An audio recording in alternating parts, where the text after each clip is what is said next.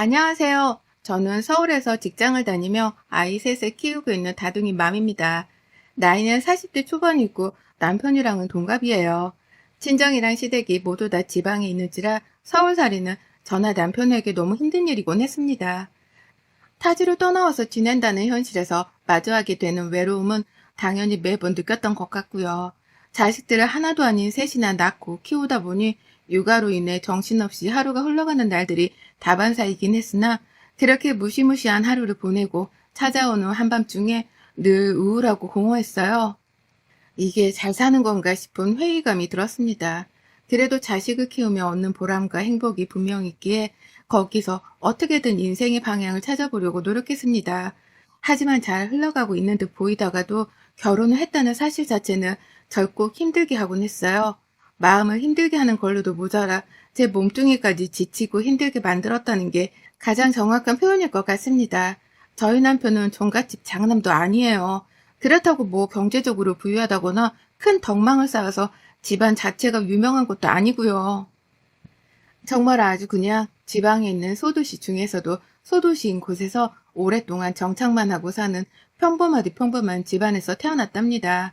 시부모님 두 분 다 살던 고향을 벗어난 적이 없었고 다만 남편과 시누이 둘을 모두 다 서울로 보내 공부를 시키고 서울에 살게 만드셨죠. 뭐 이런 스토리는 지방 어딜 가나 존재하잖아요. 정작 저희 친정 부모님도 저희 남매들을 모두 다 서울로 대학군에 살게 하셨고요.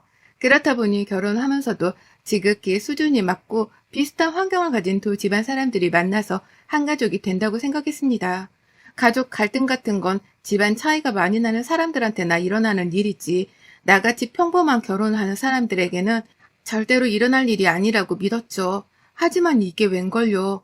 평범하고 더 소박하게 잘 살 줄 알았는데 평범해서 더욱 자존심만 지키려고 하며 남들보다 잘 살아보기 위해 독하게 사는 사람들이었더라고요. 저희 시댁 말입니다. 누구나 한 번쯤 시집살이를 당해본 사람들이라면 익숙하게 느껴질 저희 시댁에 대해서 오늘 정말 민낯까지 파헤쳐 보려고 해요. 저희 시아버지는 몇 년 전에 뇌출혈로 쓰러지는 바람에 지금 거동 자체가 많이 불편하십니다. 옆에 간병인이 늘 붙어 있어야 할 정도로 상태가 최악은 아니었지만 여전히 혼자 화장실을 가려고 하며 제대로 각오를 하고 힘을 써야 할 정도로 스스로 몸을 움직이지 못하셨어요. 그런 시아버지를 늘 불만 가득한 목소리를 한 채로 옆에서 지키고 서 있던 건 저희 시어머니셨죠. 자신의 배우자이고 또 자신과는 어쨌든 한평생 살기로 한 남편이라면 그런 사람이 아파서 쓰러졌을 때 최소한 돕는 것에 실증을 느끼지 말아야 하잖아요. 귀찮다는 티를 내지 않는 게 사람으로서의 도리이기도 할 테고요.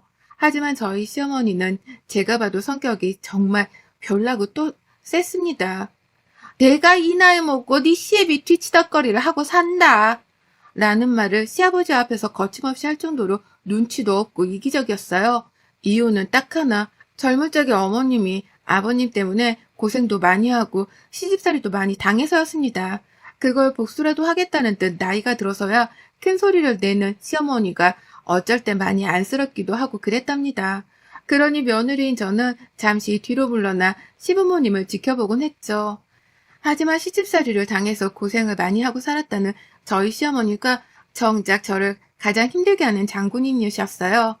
시댁만 가면 며느리가 가만히 앉아있는 꼴을 절대로 두고만 보지 않는 분이셨죠. 시집살이 당한 기억 때문에 나이 들어 남편한테 불만만 쏟으며 살면서도 그 와중에 며느리를 들들 볶기도 해야 하나 보더라고요. 정말 바쁘신 분이셨죠.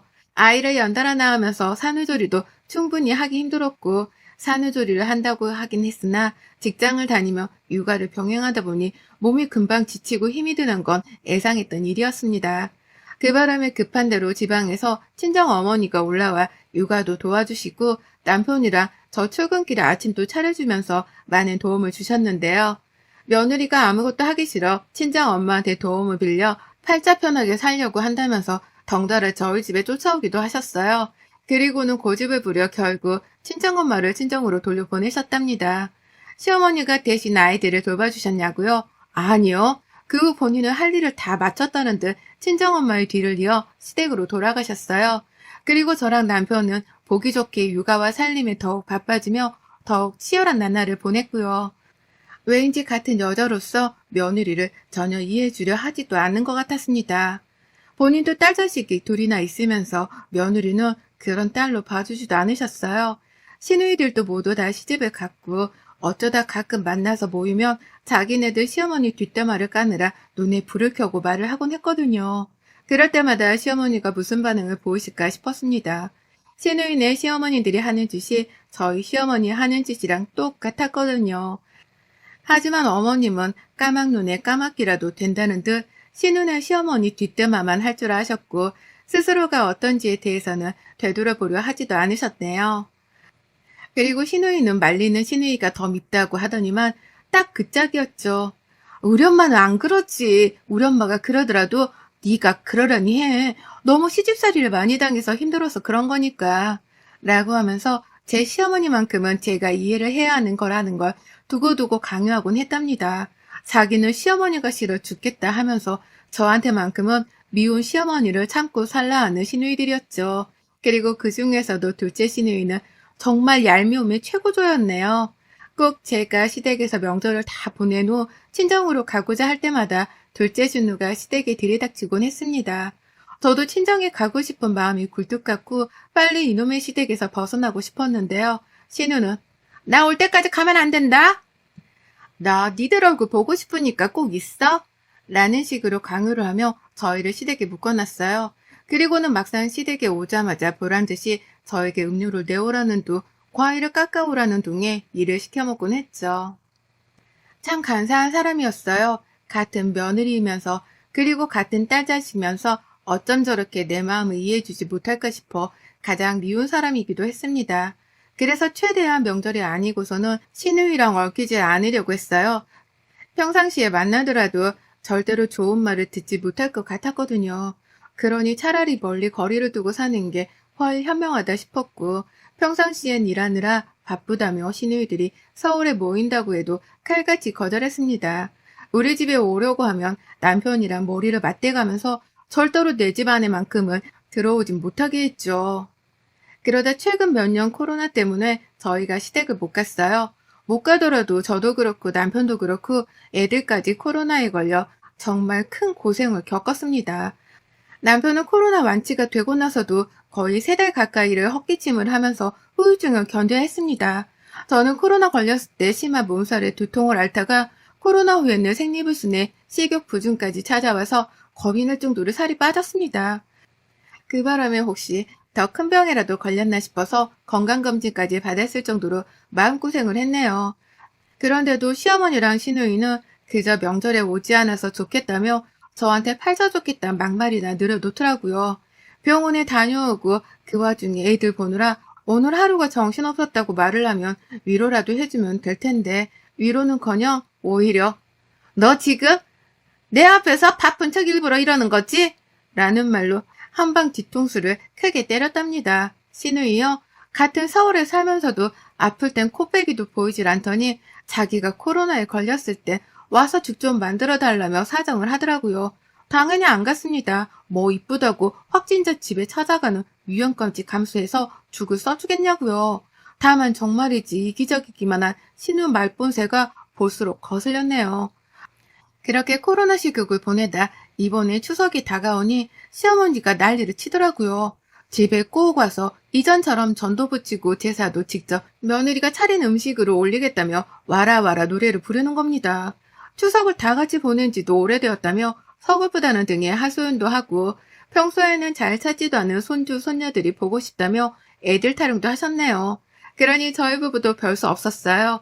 올해도록 못 가보기도 했고 이제는 코로나로 못 간다는 핑계를 댈 수도 없는데 안 가기도 뭐해서 일단은 가겠다고 했죠. 가서 얼마나 많은 일을 할런가는 모르겠지만 이 집안을 시집을 온 이상 제가 감당해야 하는 숙명이라 생각하면서 참기로 했고요. 그래서 최근 며칠 동안 명절 지낸 문제 때문에 정말 스트레스도 많이 받고 사는 게 피곤해 쩔었답니다.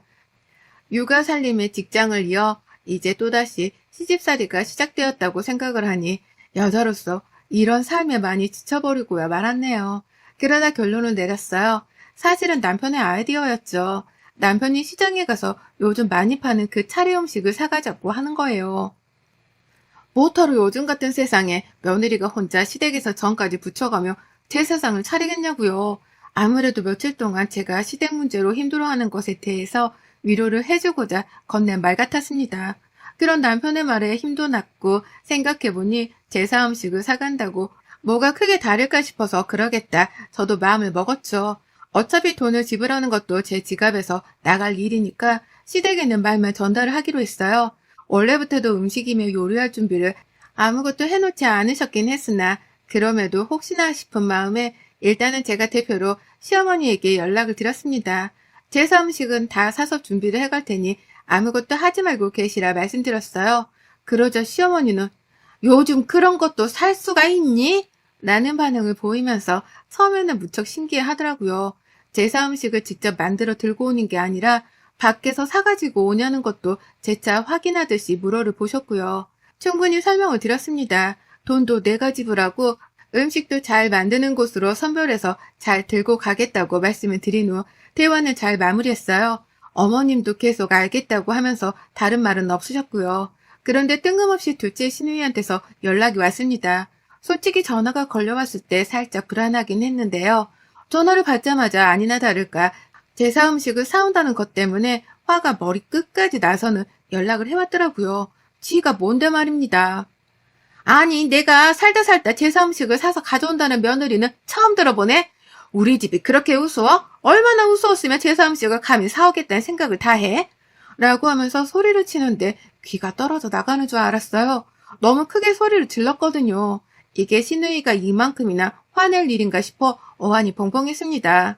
제 얘기를 들어보라고 차분하게 대답을 했더니 입 닥치고 내 말 들어!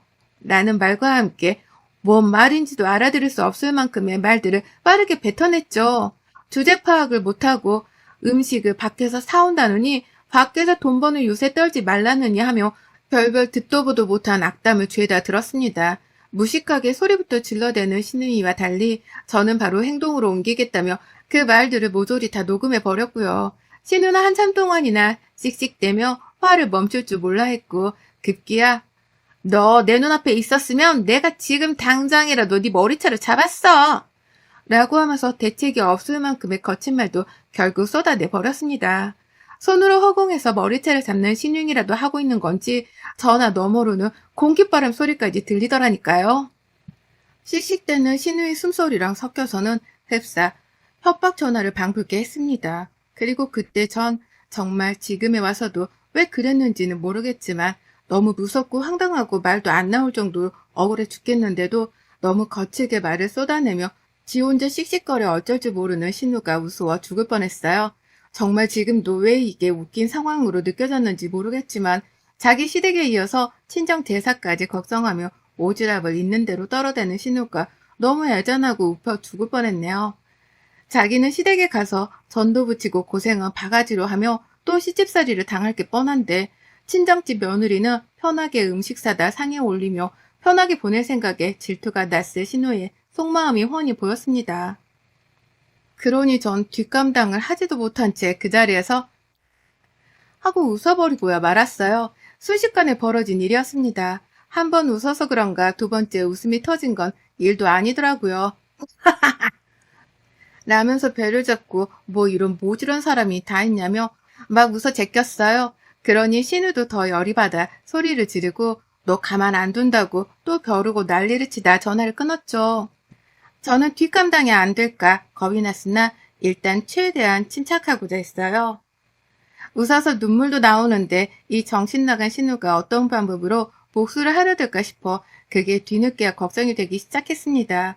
하지만 엄연히 사실을 따져봐도 제가 잘못을 한 건 하나도 없었고 욕이란 협박을 한 건 신우였기 때문에 잘잘못은 정확하게 따지기로 했어요. 그리고 전 신우이와의 통화 녹음 파일을 그대로 삭제 없이 저희 남편에게 보냈습니다. 이거 가지고 고소라도 할 생각이니까 니네 누나가 뭐라 하면 나한테 바로 이르라고 문자도 따로 남겼고요. 그리고 그날 저녁 남편은 제게 미안하다 사과를 하느라 바빴고 저는 남편 앞에서 신우이한테 당한 서름이 더 서글펐던 것처럼 연기를 해가며 억울함을 토로하는 중이었는데요. 글쎄 신우가 집에 찾아왔어요. 씩씩거리면서 소리를 지르더니 결국 그 화를 못 참고 제 머리채를 진짜 뜯기라도 하려는지 집을 찾아온 겁니다. 그것도 용감하게 자기 혼자서 분에 못 이겨 말이죠. 첫째 신우라도 끌고서 둘이서 편먹고 찾아볼 줄 알았더니 주변에는 신우이의 신랑조차 없더라고요. 혼자 막 소리를 지르면서 문을 두드리는데 남편은 순간 지진이라도 난 줄 알았다며 입구에 서서 한참을 동태 파악을 하는데 머리를 썼답니다. 그러다 신우이인 걸 알고 나서는 둘 다 한마음이 되기라도 했다는 듯이 눈을 맞췄죠. 저 미친 자가 드디어 결국 내 집 앞의 모습을 드러냈다는 생각을 하면서 말이죠. 문을 열어주니 신우이는 아니나 다를까 저를 보자마자 쌍심지를 켰습니다. 저를 보자마자 내가 너 때문에 오늘 하루 종일 아무것도 할 수가 없었어. 라고 하면서 짜증을 내는데 나는 지 때문에 일을 하는 와중에 욕도 먹고 그 바람에 일하는데 집중도 안 돼요. 남의 회사에 패까지 끼칠 뻔했는데 지는 뭐가 저리 당당해. 자기 살림을 못한 걸 가지고서 저리 투정을 부릴까 싶었습니다. 그것보다도 이게 이렇게 욕을 하다못해 집까지 찾아와 따지고 들 일인가 싶어서 억울함은 점점 더 커져갔죠. 아이들은 이미 방으로 피해 있었고 남편은 중간에서 저를 대신해 신우한테 쌍심지를 켰어요. 애들 앞에서 난동 한번 부리기라도 하면 눈하고 보고 가만 안 두겠다며 중저음으로 말을 하는데 와 정말 제가 봐도 내 남편인데 너무 무섭더라고요. 신우도 그걸 느낀 건지 방금 전까지 저를 한 대 건드리기라도 하려는 듯 소리를 치더니 순식간에 꼬리를 내리고는 남편을 한번 쳐다봤다가 기어들어가는 목소리로 말했어요. 네 마누라가 뭐라고 한 줄 아니? 차례 음식을 밖에서 사오겠다잖아. 얼마나 우리 집 우습게 봤으면. 라고 말이죠. 그래서 남편이 대답했습니다. 알아. 내가 그러자고 했으니까. 지금이 무슨 조선시대야? 며느리가 왜 우리 집 차례를 지내?